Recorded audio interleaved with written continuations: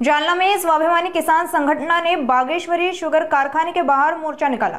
उन्होंने किसानों के खातों में 233 रुपए प्रति क्विंटल का भुगतान करने, फसल अन्य कारखानों में बेचने की अनुमति और प्रति टन 3,200 रुपए गन्ना मूल्य देने की मांग प्रशासन से की।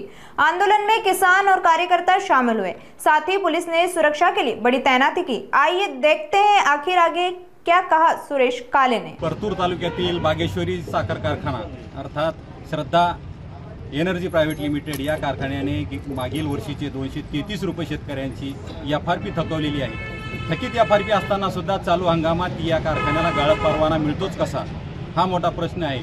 साखर आयुक्त कार्यालय सांगतं की या कारखान्यावर आरआरसीची कारवाई झालेली आहे।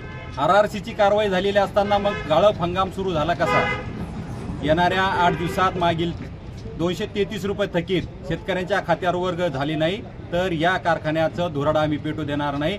आदरणीय राजू शेट्टी साहेब यांच्या नेतृत्वाखाली या कारखान्याच्या गेटवर भव्य परतूर तालुक्यातील बागेश्वरी या साखर कारखान्याकडे जवळपास 284 रुपये थकीत आहेत आणि मागचे 233 रुपये थकीत आहेत एफआरपी मधले। तरी देखील यांनी गाळप परवाना नसतानाही कारखाना चालू केलेला आहे। आज स्वाभिमानी शेतकरी संघटनेने हजारो शेतकरी घेऊन या कारखान्यावर मोर्चा केलेला आहे। येत्या 8 दिवसामध्ये उर्वरित एफआरपीची रक्कम जर शेतकऱ्यांच्या खात्यावर मिळाली नाही तर आदरणीय राजू शेट्टी साहेब येऊन इथे चक्काजाम आंदोलन आम्ही केल्याशिवाय राहणार नाहीत आणि चालू हंगामातील 3200 रुपये भाव डिक्लेअर केला तर हा कारखाना सुरळीत चालू देणार, अन्यथा कारखाना आम्ही बंद पाडणार।